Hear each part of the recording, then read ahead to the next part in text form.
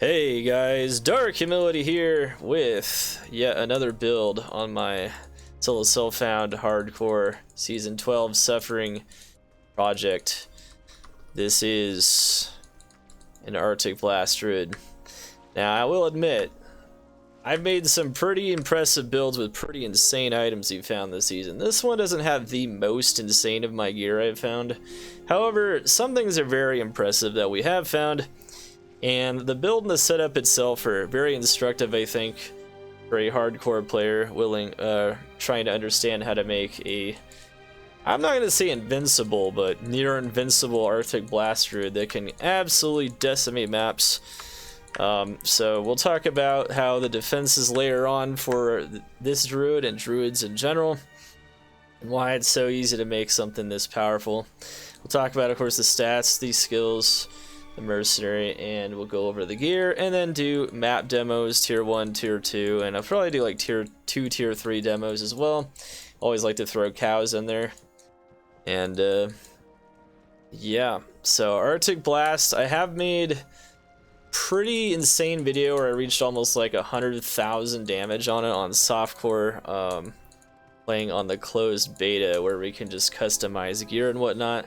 So that version way stronger than this version, but this version's also way safer, and as you can see, the damage is so much in excess that his damage is still absolutely crazy despite the layering on of all these different defensive approaches. So we will, of course, take a look at this stuff here. What do we got here? Alright, so basics, you're gonna want as much damage as possible. You can get it through a lot of cold penetration, cold pierce on your gear, but more importantly, Arctic Blast itself and Conviction on the Mercenary's Infinity gives us a lot of that extra penetration. We actually have over 100% penetration on this setup, and on a different setup you could easily get over like 120, 130 penetration with more cold facets. So yeah, no problem if you're on softcore or softcore trade or whatever.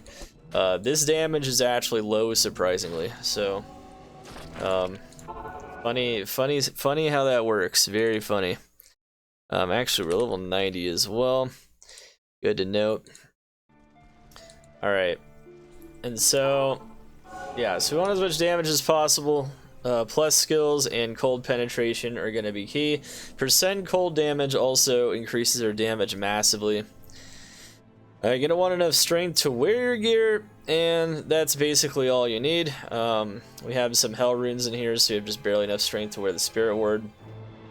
Not hell runes, but negative requirement jewels. You have enough dex to get max block. Now you might be thinking, wow, that's not a lot of dex. You can get max block pretty easily using spirit ward, particularly with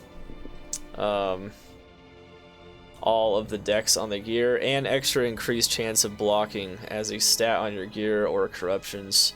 So Spirit Ward's like one of the best block shields in the game in general. The only problem with it is it takes a lot of strength. So you don't need a lot of dex, you have max block there. 5,000 defense is decent. It actually like tends to have the hit chance versus like having no defense at all on most monsters. So that kind of helps us a little bit. Mostly from Defiance. Mostly from just having some high defense items on our gear. And then of course we have the rest into Vitality. Energy, unlike the Necromancer, isn't the greatest strategy because the Druid doesn't have much of an issue surviving elemental damage, particularly with summons to block. The main issue and Cyclone Armor, the main issue tends to be physical damage. So with that being said here, we do have vast majority of our points into Vitality and no focus on energy. Also, you'll have plenty of mana, so no problems there. You're also going to want to get max res just in case your Cyclone Armor fails at a crucial point and you take too much damage. Honestly, the res on this character is kind of overkill, but against certain monsters like souls, you might still struggle a little bit because you'll have to constantly recast the Cyclone Armor. That being said, an Arctic Blast Druid is one of the best builds in the game versus even extreme elemental damage because you max out Cyclone Armor as part of getting your damage up on Arctic Blast. It is a synergy, it's a damage synergy. So not only do you absorb all of that LE damage for free before any elemental res is taken into account, you get almost 1,000 absorb.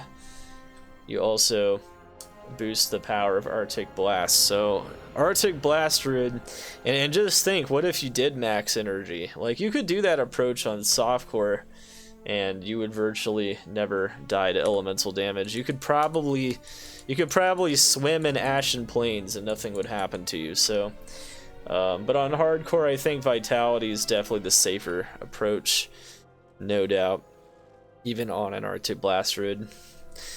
We already talked about Elemental Pierce. We do have almost 30% damage reduction. Now, lesser fade for 30 seconds at a time if we do end up getting struck, which is a little tough on this build because of our layered defense. But if we do get struck, there's a pretty high chance we cast that and get another 10% DR. This is not a super high amount of DR on hardcore. If we didn't have the other layers of defense on this build, this would be in the red zone. We would almost certainly die, especially running certain tier 3 maps. But because we have the other defenses, it's not that bad. It's actually just enough to keep us from any ultra dangerous one-shot territory, which is all you're really worried about, because for the most part, you're not going to get hit much. So not easy for the monsters to get a quick 1-2 on you. For the most part, you'll be taking one hit at a time. You take a really bad hit, though, you could definitely go pretty low, but don't want to actually die from that one hit, and we'll be fine. Cast rate. So cast rate on Arctic Blast is not super important.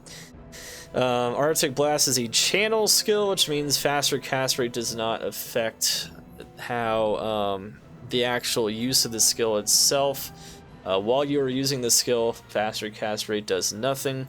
It does improve the wind up on it slightly, though. It also improves the wind up on Gust slightly and makes it a bit more clean. So faster cast rate isn't bad. On a cleaner, trade version of this build, I would almost always try for 99 FCR if possible, just to maybe make it a bit cleaner, but 68 is actually not bad. Like, I've been playing with 68, it's fine. At 46 and below, it starts to feel a bit clunkier, so you kind of want to avoid that. FCR is not super important, though. FCR also helps out with your backup skill if you do want to kill cold immunes, even after Infinity and Arctic Blast, which also breaks cold immunes, because it is, it's not just like facets, it actually breaks cold immunes, just like Infinity. Even if they still are cold immune, you have a pretty strong Tornado, and Tornado with faster cast rate is nice, and you'll be able to clean up any monsters if you really want to. So FCR is like kind of important, but I almost never would prioritize 163 on this build. Not super important. It is nice to feel the better frame, just a little bit though. It's not super crucial. Getting 0 FCR though, probably bad. FHR 42, it's always good to have a decent amount of FHR. That way you don't get negative FHR in maps. Most amount of negative FHR that can spawn on a tier 3 map is negative 40. So anything above that means you always will have positive FHR, and you won't be left with insanely bad hit recovery frames. So if you're hit really hard, you're not going to be breakdancing for 5 seconds while you recover. That's a good thing. Try to avoid that if possible. Alright. And so this is not an attack-based skill either, though. It is a channel, so IS frames do nothing, actually. So they don't do anything at all. FCR has minimal importance, and that's about it. I do like... It is important to have at least some mana per kill, but you don't need much. You don't drain your mana super fast. Definitely have at least, like, somewhere between 3 to 5, though, if you can. And then life per kill is kind of important, but you don't get hit too often, so also not incredibly essential. However, it is important to have at least a little bit of that as well. If you're on softcore though, playing a non-block version of the build with a lot more damage, maybe playing with Ming Song's Lesson, or using some just non-block approach, using like Medusa's Gaze plus Frostwind, and you're just not using block. You might want to consider getting a bit more life per kill, and that's just because you'll be hit a bit more often, so it's nice to sustain it a bit. Magic Find, this is actually my worst Magic Find build. I'm not even using Geeds on this setup currently because I kind of like the damage that I'm at. I'm also lacking a tiny bit of damage due to lack of finding enough cold facets on my SSF. So I decided to go, because like around 60k is really good, but it's kind of almost in some ways like the minimum. So like 63, 66. It's pretty close to the minimum of like where it feels like insanely good as you run through the map. So kind of a bit on tight restraints here in this build, but as far as 26 MF is concerned, at least the map gives a ton of MF on its own, and we kill tons of monsters. So with iterations, we're still finding plenty of stuff, just maybe not as much as you could. All right, skills, pretty simple. I think one mistake a lot of players make on the Druid, particularly for Druid mappers, is they sorely underestimate how much on weapon swap, how much level 11, just putting 1 point into each of these summons really gives you. You get mana sustain, you get life sustain. The mana sustain from the Solar Creeper plus 3 MPK is like all the mana sustain you need. And you also get 1 point into Grizzly is almost 3,000 health Grizzly Bear. And it's just an insane tank. You also get like almost 1,000 health on like almost 10 wolves. You get 9 wolves. So pretty insane in terms of satellites, and they tank for you. And it's really tough for the monsters to kill you, or even to kill your summons, because when you jump into them with Hurricane and Arctic Blast, they're in hit recovery, they're taking too much damage, and ultimately it's very tough for them to damage you because they can't even get through the summons, even if the hit recovery doesn't fully take them. So it's pretty nasty stuff. It's really tough. You really want to go 1 point summons on most of these Ellie builds, whether you're like wind, fire, cold, it doesn't really matter. Really want to do that. Now we got 1 point to Oak Sage. This is actually the last skill I'm maxing currently, so we're putting all further points into this at this point. So it's got like 4 points into it. But obviously you max Arctic Blast and all of its synergies. Hurricane does a ton of damage on its own. So while that's running, it typically is enough to put the monsters into hit recovery when you land on top of them, making it even more devastating for you to telestomp, which is why max block is really good on hardcore on this, because if we're telestomping, we have max block and we get the FHR block on the Hurricane, not only are we really safe, but the monsters are just dead.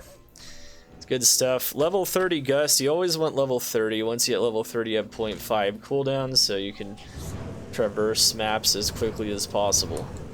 Below that, the cooldown starts going up. You also can't reduce it below that. And so we put enough points to do that, and we got max Arctic Blast, Hurricane, and obviously you have to max out Cyclone Armor.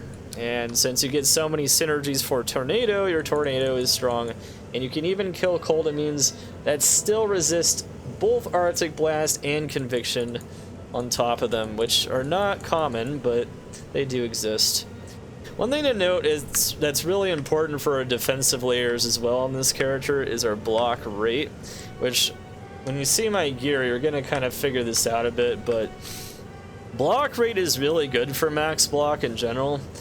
It means that is the rate that you recover from a block animation, but it also means that you can block more often, because you can't block again while in the block animation itself, but you can after the animation ends, which makes you even more tanky. And what's really good about Spirit Ward, this would be good about Storm Shield as well, is that you get all that block rate, plus you can get other items of block rate.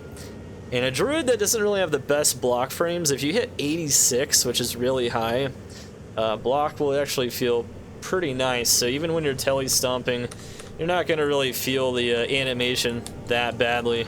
That being said, on most builds with max block, if you hit at least like 52 on a druid, I'd say you're probably fine. So 55 block for, you know, most practical purposes. 55 block rate, 52. You gotta get over 52. 52 is nice. Like on rabies, I typically go 52, but if you can go 86, it's really nice. 86 feels amazing on rabies too, so keep that in mind. So mercenary is a pretty basic mercenary. He is a Defiance Act 2. Now, Defiance Act 2, by the way, Hurricane does 5,000 damage too, so it's not just this crazy damage per tick, which is, I don't know, I think every tick's like 0.7 seconds or something. It's pretty crazy. But anyway, the Mercenary, though, is a Defiance or a Mercenary. It has a ton of defense.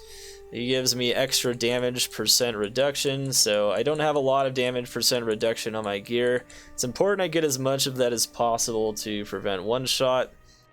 Mercenary, of course, has got Infinity, though. He's got DR. He's got decent enough attack speed to where he can help us kill the cold immunes along with Tornado. And he just has damage and life leech. Just very basic stats. Pseudo DR here on Race Skin with basically 20% of DR when he is amped because of the 39% curse resistance. So that's really nice. And some fake-ish DR that's still basically DR. And this is a bad roll on an Infinity, but it doesn't matter because it's an Infinity, and it will do its job of reducing monster cold resistance by 34. But yeah, not much else to say about that. Pretty good. It's pretty much best in slot on this character. Obviously, if you don't have that level of a Mercenary, you can use lower resist from mercenaries like Pus Spitter Act 1, and that will also be pretty effective on this build, because to some extent you're kind of ranged and kind of not, and the Mercenary will usually get pretty good coverage on lower resist with Pus Spitter as well. You can also get you could also use Medusa's Gaze on your gear to get lower resist as well when struck, but that's not very reliable, particularly if you're going max block, because blocking is not a struck. So striking you, in other words, to proc the lesser fade, would mean that it goes through the defense, it goes through the block, and it still hits you. So very important to note there. Alright, so gear. This is what we found on our solo self-found. Keep in mind this is far from perfect, but it'll give you an idea.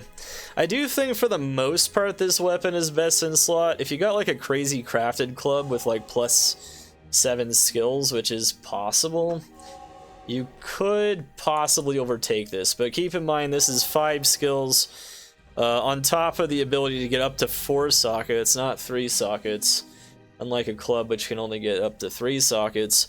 And on top of that you have resist cold aura, which helps you with your cold resist, helps your merc with their cold resist, and that's why my merc actually has max cold resist. Otherwise he wouldn't, actually, oddly enough. I just don't have a lot of res gear on him, but obviously he's at 57 without, so that's kind of neat. Kind of helps him out a bit. But the cold resist aura also gives us a lot of % cold damage as well, so it's like the equivalent of like 6 skills plus 3 facets. It's not easy for a crafted club to beat. It's basically best in slot Frostwind if you can get that. So the shield, there's a lot of good shields. On my SSF though, I think this might be the best shield we've found for this build. I think if we needed more DR, or if you want to be even tankier, like you don't trust this, you don't trust the amount of DR, you could go Storm Shield. I have a faster block rate, increased max blocking, corruption, 29% DR Storm Shield that I could also potentially use on this build that I found. But I think for the most part, after testing this build a bunch, this seems to be fine. And lesser fade's nice too. Also the block chance is much higher on Spirit Ward, and we can get the 2 skills on it as well. So that's really the key here, is you get 2 skills. So we got lucky enough to get a Druid Spirit Ward. You can get one of the 7 classes on this thing, and it rolled 3 socket corruption. Pretty big. So this is like one of our, probably our best corruption on this whole build, honestly. So this thing is solid. The Shale runes for that crazy block rate breakpoint. The runes for res. Best place to put an rune is the shield, so it's 22 all res versus 15 everywhere else. And on the shield itself, we got negative requirements because it costs us an insane amount of strength plus additional fire res, as we're kind of suffering on the fire res a bit. And if we lose Cyclone Armor and there's like Conviction Pit Lord or something, it could fry us otherwise, so that is something we protect against using that. That being said though, I think if I had more cold facets, which I don't have, I probably would have put a cold facet there. As you can see here, I put almost all my good cold facets in my weapons, so the weapons there. We also have, I believe, yeah, so we also put mana per kill jewel in the Ormus with strength, but once again, probably would have just put more cold facets. I got an unlucky 1 socket puzzle box there, so you got 40 FCR corruption, so that's nice. It's helping us hit that 68 breakpoint, but overall I think 2 sockets with even better cold skill damage would have been nice. Ormus is really good. There's a lot of other things you can use though on this build that are not Ormus, but Ormus is just really good for just pure damage. So it's good stuff in general. You can use Arcane's Valor as well. It's a little tougher to hit faster cast rate breakpoints with that. You use skill corrupted Ormus. You could use skill corrupted Skin of the Viper Magi. There's a lot of things we could use there. But obviously a lot of raw damage from Ormus and a lot of raw FCR, so we kind of needed that there to hit some basic breakpoints. Crown of Ages. Crown of Ages honestly can do almost everything on hardcore. We have found a lot of really good ones this season on my SSF, so we're using yet another one here with cold facets in it, life per kill corruption, 3 sockets, and also a negative requirement res jewel as well, helping out that poison res. Or poison res is actually not great. Fun fact about Cyclone Armor as well, doesn't really help that great. It's not that great against poison resist, but poison in general. So once again, doesn't really do much for you there. So got all that poison resist and we're set to go. We did put the other 2 cold facets in there though. Cold facet stacking on that is nice. That being said, Nightwings would give us a lot more damage, but as you'll see when I demo this character, you don't really need that damage. And that's the best part. No +4 LE Ami for us, but we do have a pretty solid one. All attribute corruption, MF3 skill. It's pretty good. Nothing crazy. Titan's grip with FCR once again. Really nice corruption for hitting that breakpoint. We actually, with the half freeze duration on Titan's grip and Frostwind, even if they break my Cyclone Armor, they still can't freeze me because I have Kanabi Frozen. You can get Kanabi Frozen on PD2 by having 2 items with a half freeze duration, so that's how I'm hitting it here. Also, crazy block rate, definitely getting that from that as well, and the block chance, which means we don't need much dex to hit max block. This is just a random Stone of Jordan. It's actually the best one I got. I've corrupted 5 of them. It's the only skill ring I've found this season. I've found 5 Stone of Jordans and nothing else. This is the best Stone of Jordan though. 11 cold res. 1 skill, it's pretty good. In general, skill rings are really good on this build. Skill 20 FCR, something like that. However, because our DR is so bad on this build, and I kind of need to prevent that one shot, we are using an 8 DR Bolcathos Death Bannering with life per kill, so it's giving us a bit of light res too, I guess, but honestly, not a very great ring there. I definitely prefer to use a Stone of Jordan or something, but that could be dangerous. That being said, in like a tier 1 map, I could probably swap this out for a Stone of Jordan and I'd probably be fine, but at the same time, it's not like I need the damage in a tier 1 map anyway. Arachnid's Mesh, 1 skill, faster cast rate, once again helping us hit those breakpoints. Snow Clash is also amazing for this build though, as you probably remember for if you watched my other video in Season 10. 2 skills, really good stuff. Frosties are also really good too. If you're not going max block, you know, you can use the Frosties. Frosties are really good gloves. Got -10 cold res you can get on those. Very nice. Ming Song's Lesson, ultra aggressive. You could do that as well instead of a shield sword setup. You could run Medusa's Gaze as the shield. You could do a lot of things. Water Walk's a block rate corruption though. This is the linchpin. This allows us to just barely hit that 86% faster block rate breakpoint. So really nice corruption there. Also, this item's amazing. Life Dex, particularly on a build where we need a lot of strength and Dex. We don't have a lot of vitality to spare for life. So Water Walk's kind of rounding out the build really nice. I'd say this is one of the more like super solid items on this setup. That's obviously 3-socketed, 3-skill. Frostwind is also really solid, but I'd say like Spirit Ward and those two probably the best. This Crown of Ages is decent. Ormus is kind of it's okay. But for the most part, these items definitely make the setup work. Now, we actually have one of our best sets of Brand Charms on this build. So one thing that we have found that's really good on this build is Lifers. Man, we rolled a lot of good Lifers. One even from Arcane here. You can see item level 79. Really good set for Solo Found there of LAGCs. And we're using that Crazy Annie and Druid Torch. Also, you can always fit in one of those LE damage large charms right under the torch for even more damage. This one is insane, so really good LC there. And just life and res. Also some life defense small charms because it actually helps give us a few percentage points off monsters' ability to hit us. And it scales nice with super high defense Spirit Ward. You know, Ormus has got good defense, Crown of Ages has good defense. Just good defense items in general. Even Titan's Grip's got really good defense, so it's good stuff. Helps us scale up to 5,000 defense, so that's pretty good.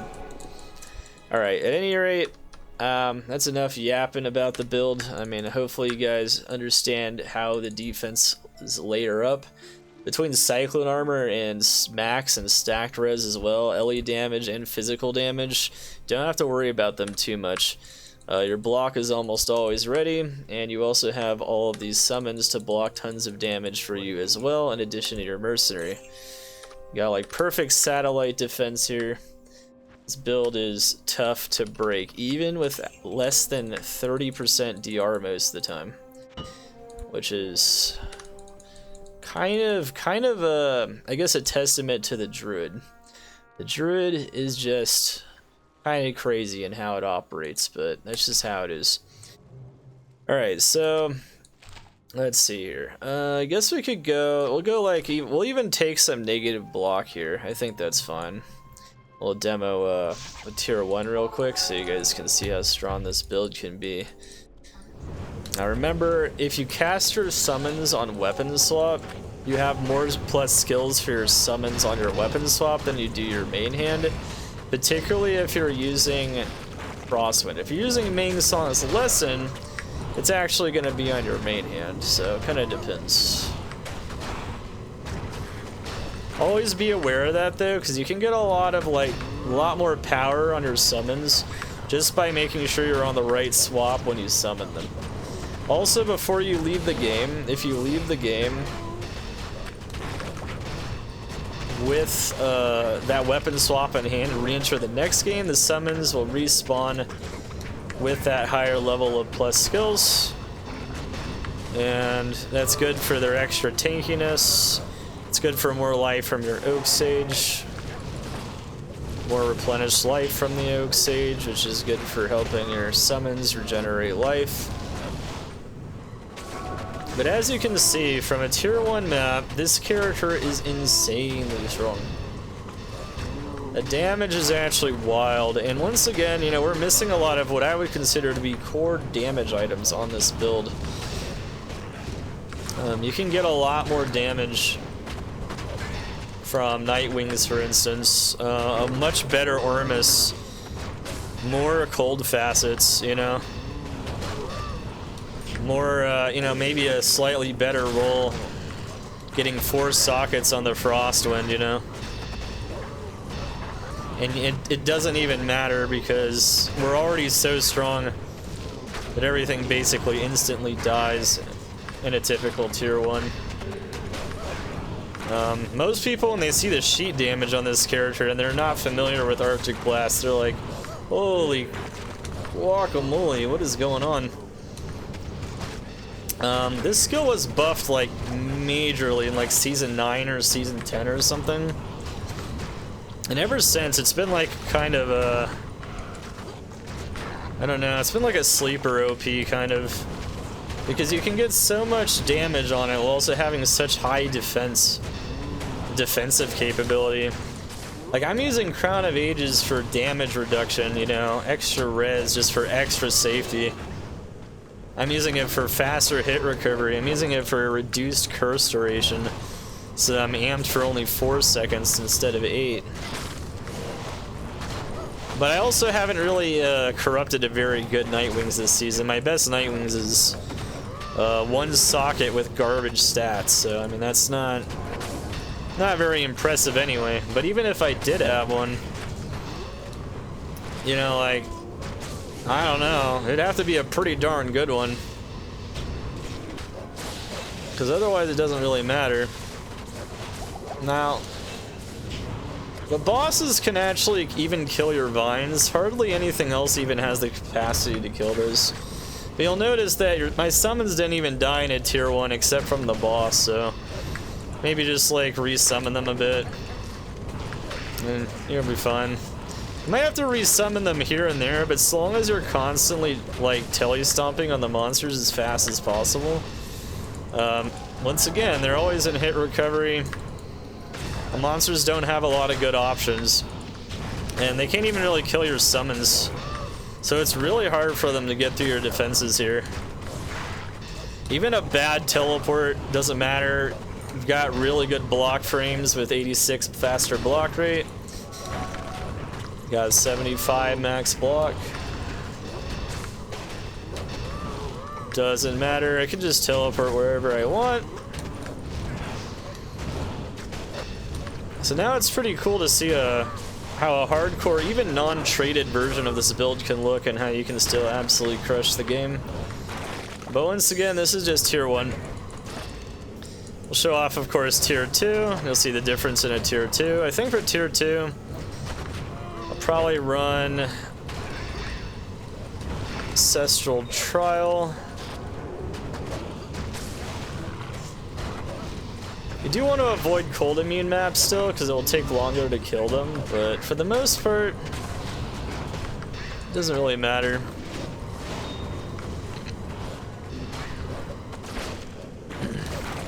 I'll answer your question after the video, Jubsy, if you're still around. It's not really relevant for this build, so.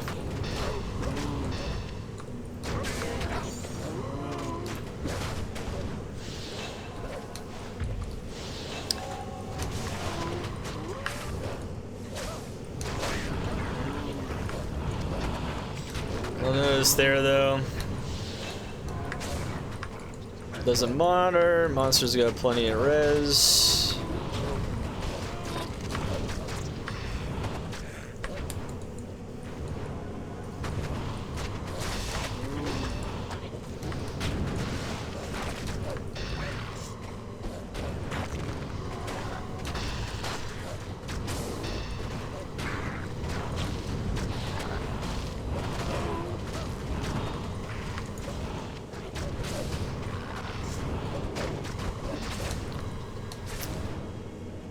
And yeah, as you can see, just maps over in a blast. An Arctic blast, in fact.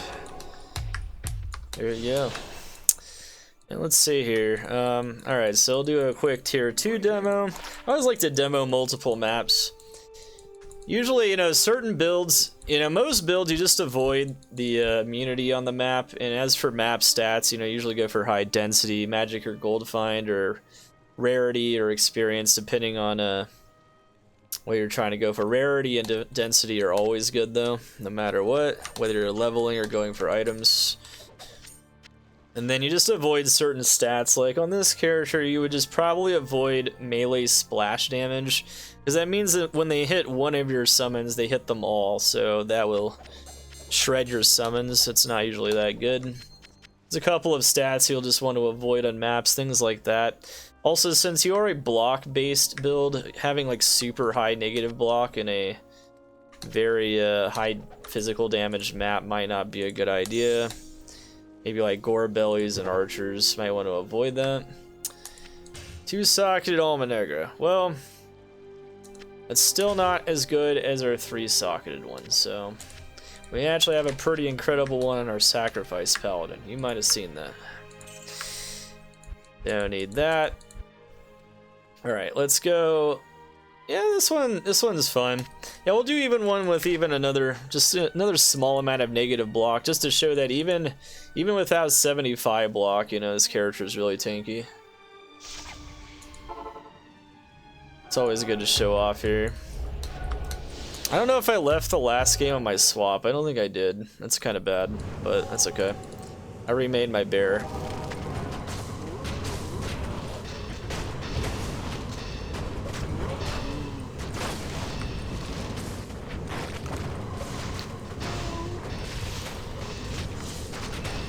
Alright. So yeah, just Telestomp. I mean, you could Telestomp without fear. I mean, you're putting them in hit recovery almost instantly with Hurricane, and if not with Arctic Blast. But Hurricane's got better like AoE coverage. Also, its damage is not a joke, so that initial tick of the Hurricane allows you to just instantly melt them with Arctic Blast typically. And that's all she wrote.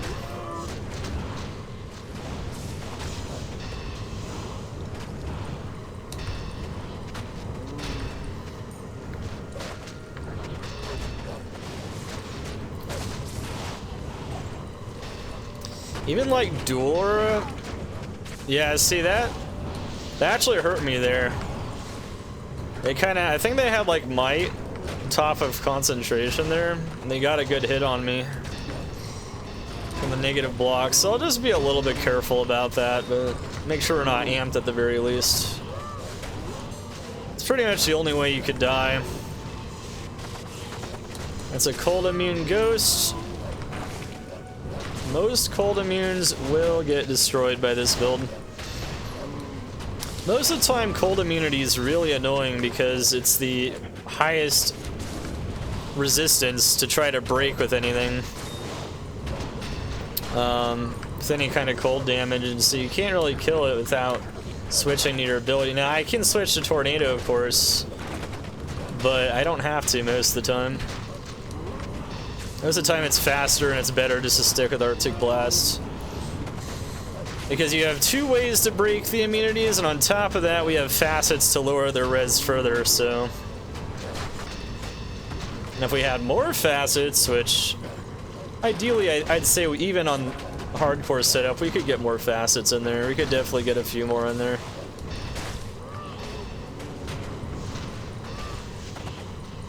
Maybe like 2 or 3 more, like ideally if we had the right gear, but you take what you can get, whatever the game gives to you, right? Alright, here we go.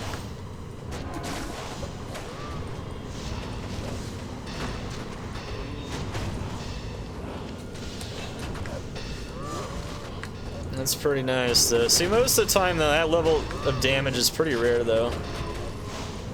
This map's got some negative block though, so you might want to watch some extreme fizz damage scenarios. And that's all you gotta worry about. One thing to note is that even though you've got all these summons around you, the monsters do prioritize hitting you still, so it does shield you from all incoming damage. It's not directly on top of you, but when you Telestomp, and if a monster's right on top of you, they can still hit you pretty easily. That's why we have the block. It's a short mechanics lesson there. That's why the block is important though. Also, what if the summons go down, right? I mean, the summons sometimes go down pretty quickly. To some more extreme damage scenarios. particularly bosses, but not just bosses.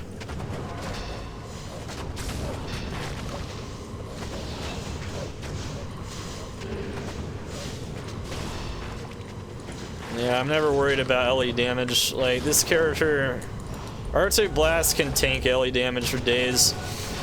And if you're on softcore and go like max energy druid, like you could... I don't even think soul maps can do much against you, honestly. You probably don't even need light res, that's how stupid it is. I don't know. You guys need to make a version of that on softcore and let me know what you think about it. I'm not doing that in hardcore though. I'll get one-shotted by physical damage, and that'll be sad. Because I only have like 1200 health or something.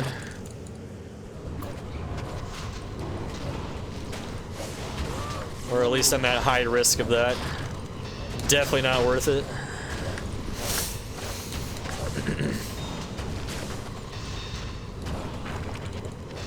Now, what makes Arctic Blast so crazy versus like Inferno on a Sork is that even though Sork has energy shield, you've got summons to protect you.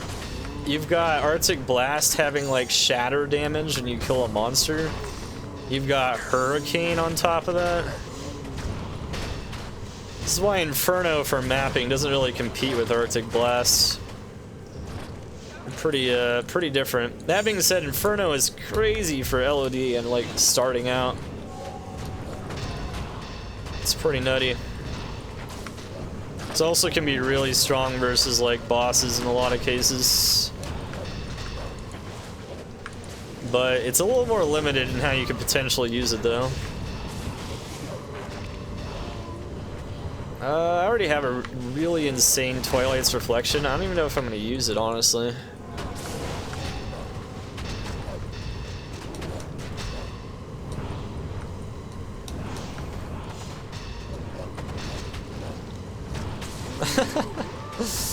Derek, those jokes, man, in the chat, Jesus. Oh, you're right. Monsters cannot resist this icy breath. One does simply not resist his ice. Absolutely not. Pretty difficult, right, man?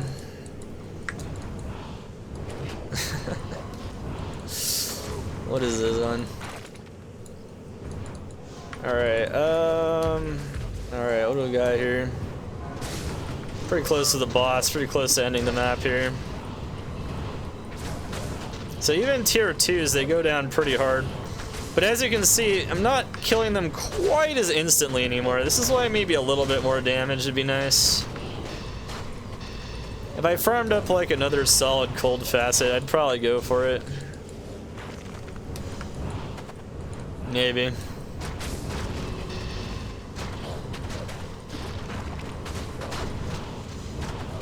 Once you go to tier 3s, it's also just a little slower than that as well. But it's still really insane, like it's still super good damage. So you'll notice that since it's a channel and its cooldown abilities, decrep is not that impactful. You know, negative attack speed, yeah, it's a little annoying. It's not as smooth as you'll notice when that happens for the teleporting with Gust, but for the most part, it doesn't really matter all that much. Where's the boss at? Oh, okay, there he is. Okay. Yeah, he doesn't even know where to put the blizzard. He's confused. Okay, he's dead. By the way, I always get comments in the YouTube channel asking what the filter is. This is the ADevDH filter. You can select the dark filter from the launcher. This is my own custom filter that I use and you can use as well. This is level 5 right now though. So this is a strict version of the filter, but still. I don't really go for insane strictness on my filter though. I don't think there's any point to it. But at least gets rid of like anything that you wouldn't want most of the time once you have a lot of gear. There we go. I'm gonna go down a level though. Right now, as you can see, I got Lesser Fade. So Lesser Fade went away, but I had it for 30 seconds. When I got Lesser Fade, I'm insanely tanky. Like, you really can't do much about it. I wish they could. Alright, well, this map's toast. Or rather, frostbitten. Can't do nothing about that, though. What's up, Cassie? How you doing? Yes. Oh, baby. Alright, let's do a couple of tier 3 demos here. Found a Gore Riders that last map. That's really cool. That might be a sick item. Maybe it's not.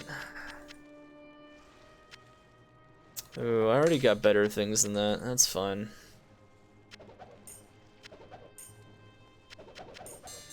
I only got a cow map. Wow. Sick. But yeah, I mean, this character is pretty fun though. Now, this character might eventually die. Now, it might die as an Arctic Blast Druid, but ideally not. Nice. Actually, I really like that. MF Corrupted Gore Riders. A 20 Deadly Strike. That's good stuff. We could use it on a different build. I like that. It's one of our better corruptions on that. Okay. It's also high MF too. That's a good corruption. Alright, so now we will do cows. So cows are always good to see, right? Just do a pretty high density one. Nothing weird going on.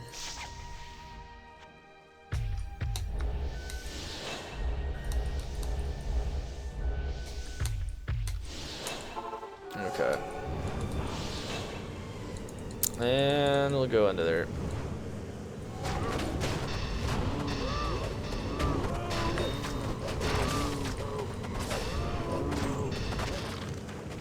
As you can see, cows are easy mode. Ideally, once again, especially with a tanky version of this build, just jump right into the middle of the pack and they're toast.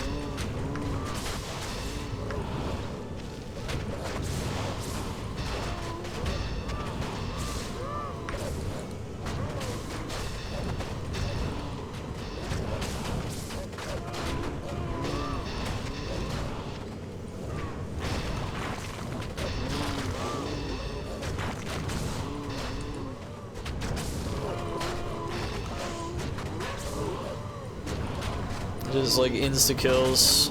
Notice that the block animation isn't very long. Like, it doesn't prevent me from like teleporting into a next pack. It's really nice.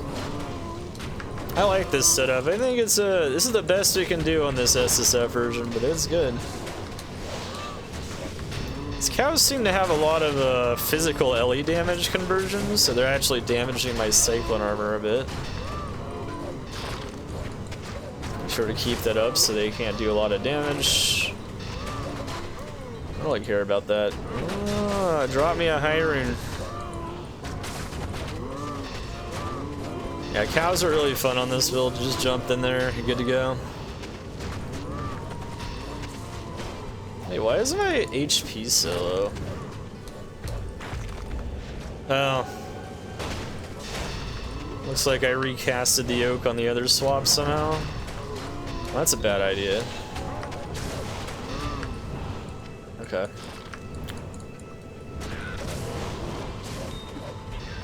Gone, just gone, melted. Put that treasure fallen on ice. I know the ice jokes are getting to be too much. That's alright.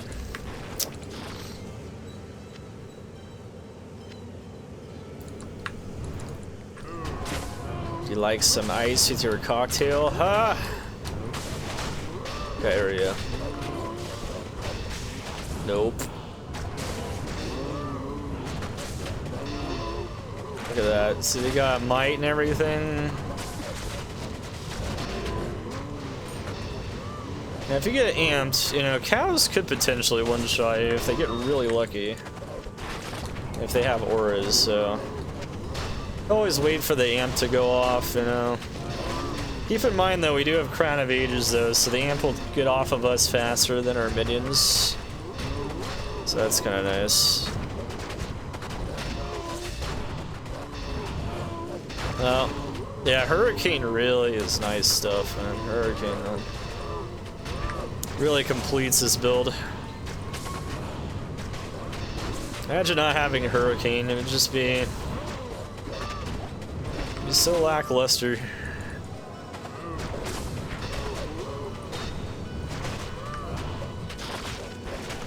And see, that negative cold res that we're applying to the mobs is also affected by the Hurricane.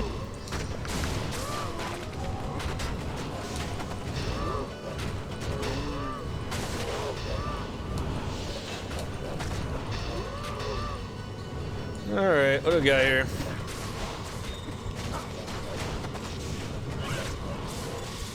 No hirings, no hirings. I feel cheated. I do, actually.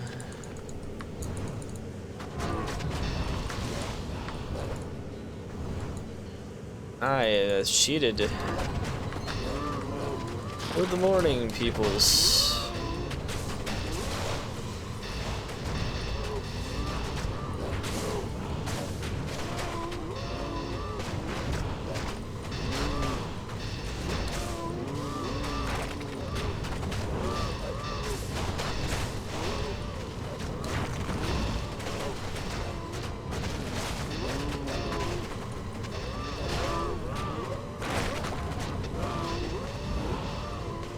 Oh man.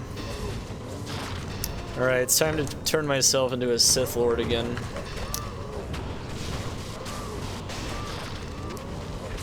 The Cow Queen is no match. Can't even damage us. Oh well. She killed a couple of wolves. Honestly, she should be pretty happy about that.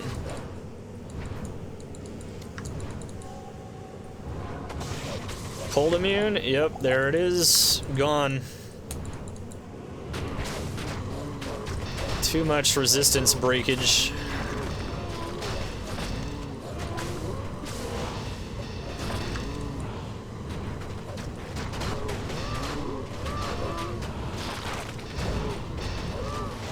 That's true.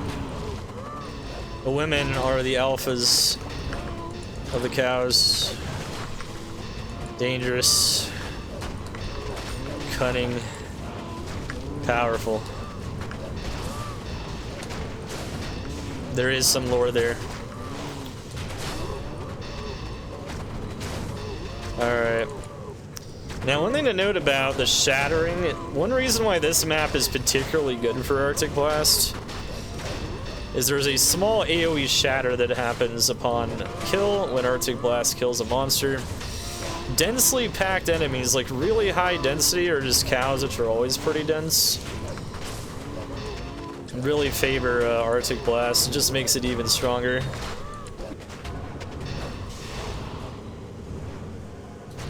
That shatter effect is just another thing that puts it above Inferno in terms of how strong the ability is.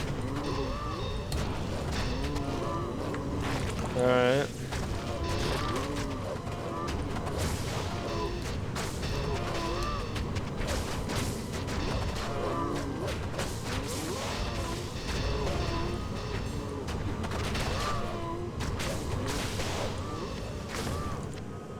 Get some diamonds.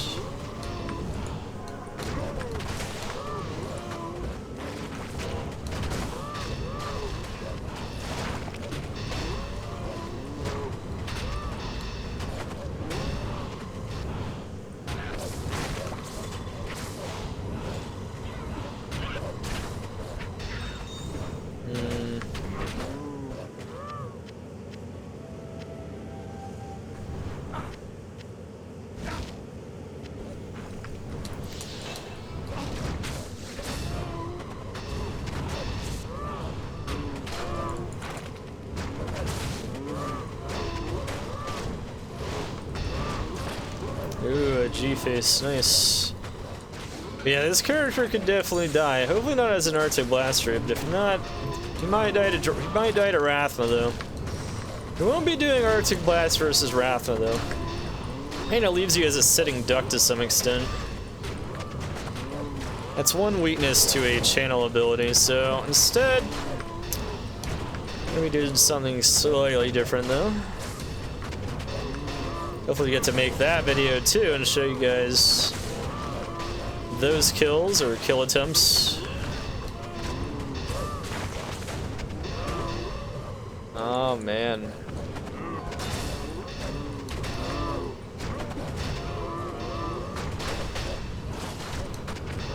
And down with the cows. Gone.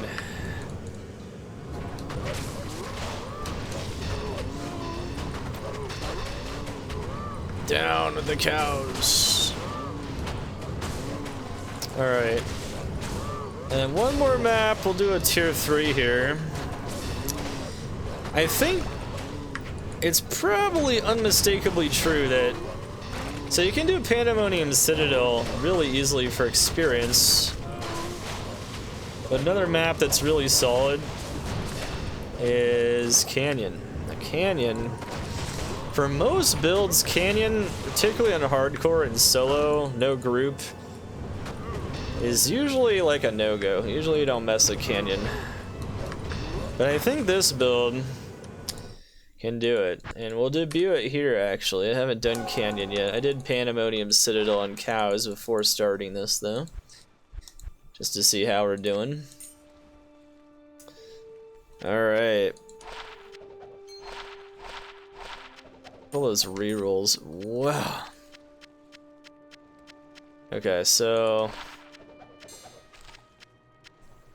that's nice.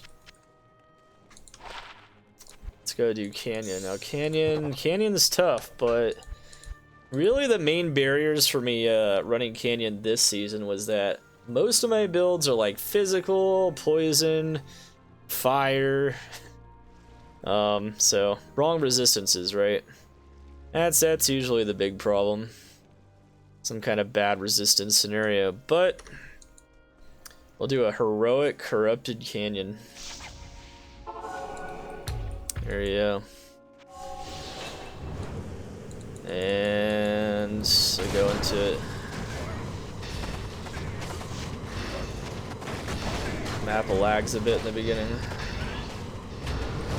Man, this is like the most smooth canyon I've ever seen. Honestly. Like, even on testing on closed beta, you know, you'll have like softcore builds be doing tons of damage, but because they lack corruptions, they don't have the sustain, so I'm just like gurgling down potions. Just chugging the whole belt in like a minute to try to make up for the fact they lack sustain, or maybe lack a little bit of DR from DR corruptions. But no. What's interesting though is on here though, we're good, man. We are good. This setup, man, might not be the max damage setup, but you can see though. The setup's nice.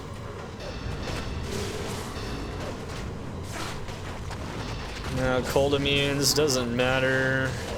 Oh, that one's actually still cold immune. Wow. That means his cold resistance is really high to start with.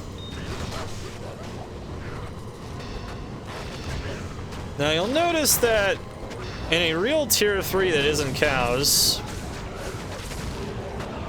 our wolves are actually dying somewhat. So we're a little more vulnerable in here. Might also have to like revive them a bit more often if you want to be ultra safe. Yeah, once you get some damage auras on the soul killers, they're pretty nasty.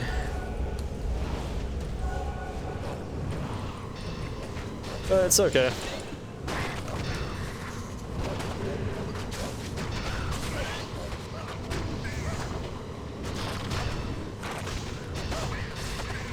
Now, one plus though is that if you can do this map solo, the density is always amazing in here. So really good loot. It's a good experience map. Look at that block rate, man. That block rate is coming in clutch in this map. Oh man, I really like it. So I think the Oak Sage is scuffed though. I need to fix that.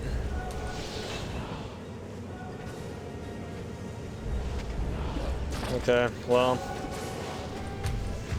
it's fine. Now, when you get to tier 3 maps, I really recommend in maps like this you don't do negative block, because it can be a little spooky. A bad teleport might get you.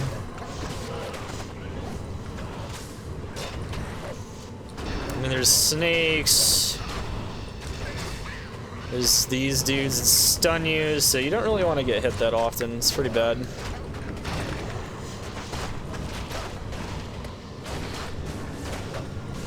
But yeah, block rate is like 86 block rate is particularly clutch on this map because there's just all kinds of damage coming at you.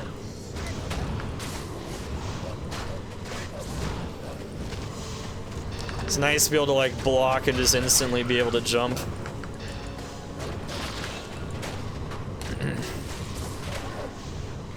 So hitting over 100,000 DPS. It's kind of mandatory. Not really, but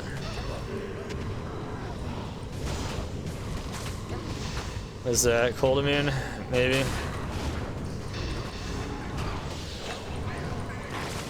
Oh boy.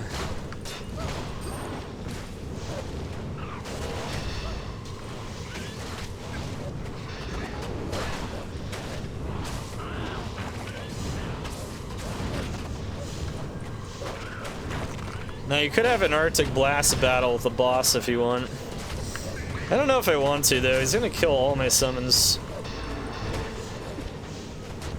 But at the same time though, it's kind of fun, so it's a fun concept. We should probably do it. I've never actually dueled this boss with Arctic Blast before. This is a fair duel, you know. You gotta use the same ability as the boss. That's the way I see it.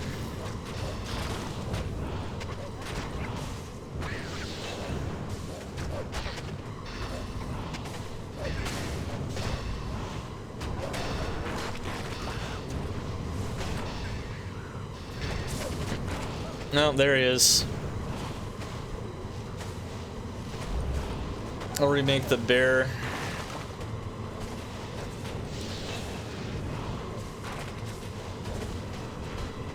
Yeah, he killed a bunch of wolves. Annoying.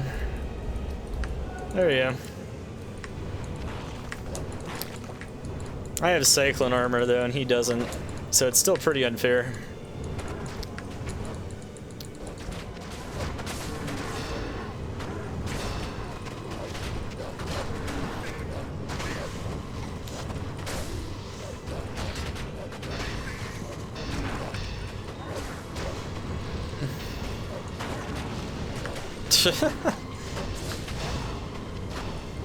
I haven't read chat. Yeah, because I'm making a video. Oh my god.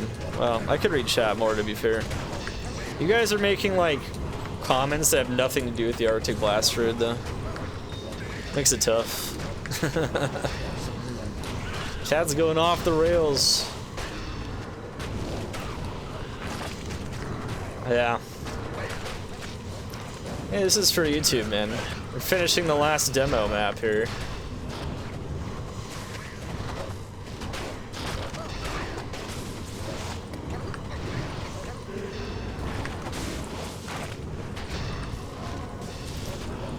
Ah, look at those mobs. They thought they had a chance.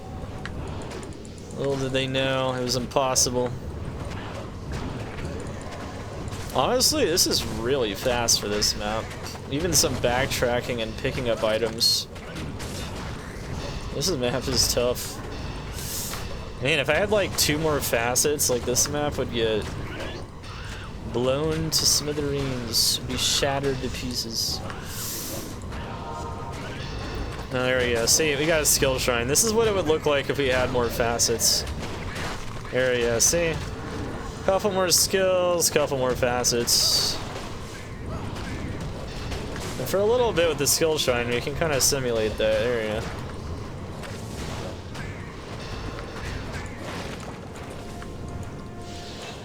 go. Alright.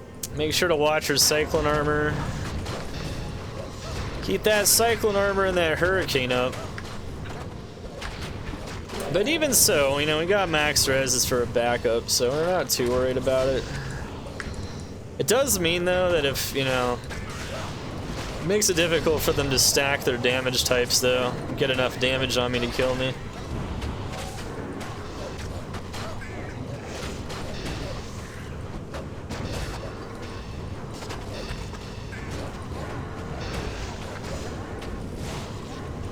Finally have a build, though, that actually crushes this map this season.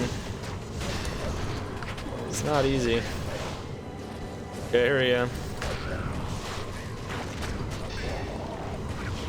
And, oh, he's Fizz cold immune, and I can't even break it. Wow, that is super rare, actually. Well, that means they're not going to be killing that monster. Even if I use the battle cry on my CTA swap, that'd take forever. Anyway, guys, hopefully you guys enjoyed the guide and demo for my hardcore solo self-found Arctic Blast Druid on Season 12 Suffering. Honestly, I have better setups because, you know, I've got setups with a Vialed item, I got a setup with a mirrored item.